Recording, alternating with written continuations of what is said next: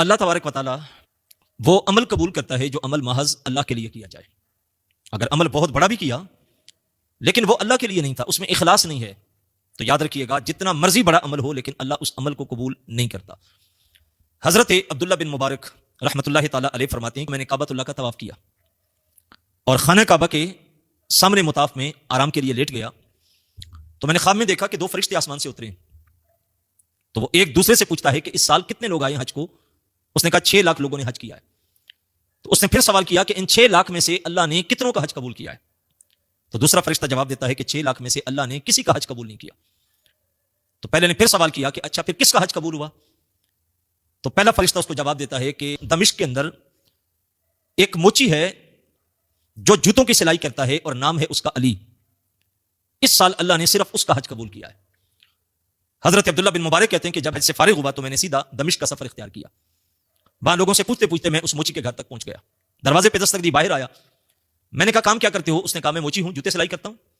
میں نے کہا نام کیا ہے؟ اس نے کہا میرا نام علی ہے.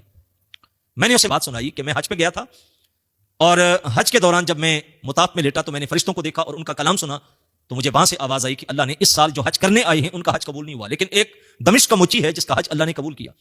تو میں آپ کے پاس آیا ہوں کہ آپ نے حج کس طرح کیا اور کیسے کیا کہ 6 لاکھ لوگوں میں سے آپ کا حج قبول ہوا. تو وہ مجھے کہنے لگا کہ حضرت میں اس سال حج پہ نہیں گیا، میں نے پیسے جوڑ کے رکھے تھے حج کے لیے. میری بیوی کے ہاں بچے کی پیدائش کے لمحے قریب تھے تو اس نے مجھے کہا کہ پڑوسیوں کے گھر گوشت بن رہا ہے تو آپ جائیے ذرا ان سے گوشت مانگ کے لائیے. تو میں جب دروازے پہ جا کے دستک دی اپنے پڑوسیوں کے اور انہیں کہا کہ آپ تھوڑا سا گوشت دے دیں، میری بیوی نے خواہش کی ہے. میرا پڑوسی جو تھا اس نے کہا کہ ہم آپ سے معذرت چاہتے ہیں، یہ گوشت آپ کے کھانے والا نہیں ہے. تو میں نے اسے کہا کہ یہ کس طرح کا گوشت ہے کہ آپ کھا سکتے ہیں ہم نہیں کھا سکتے. اس نے بات کو ٹالنا چاہا لیکن میں نے پھر ضد کی اور کہا چلو نہ دو لیکن بتا تو دو.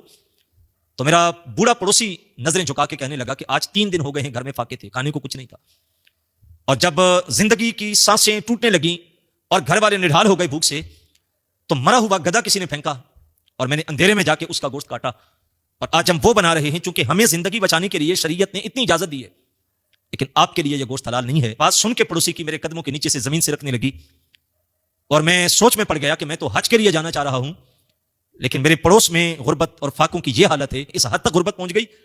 تو میں نے چپکے سے آ کے گھر میں جو 30,000 روپیہ جمع کر کے رکھا تھا حج کے لیے وہ جا کے اس پڑوسی کے گھر دے دیا کہ آپ اپنے بچوں کا خرچ چلائیں، اللہ مجھے پھر دے گا تو میں پھر حج کروں گا. عبداللہ بن مبارک فرماتے ہیں جو اللہ کے گھر میں پہنچے تھے، جنہوں نے طواف کیا، جنہوں نے چکر کاٹے، جنہوں نے لبیک کی صدائیں دی، اللہ نے ان کا حج قبول نہیں کیا، لیکن جس نے اللہ کی رضا کے لیے چپکے سے حج کے پیسے وقف کیے تھے اللہ نے اس کا حج قبول کر لیا. وہاں عمل کا حجم نہیں دیکھا جاتا، نیتوں پہ اعمال کی قبولیت ہوتی ہے.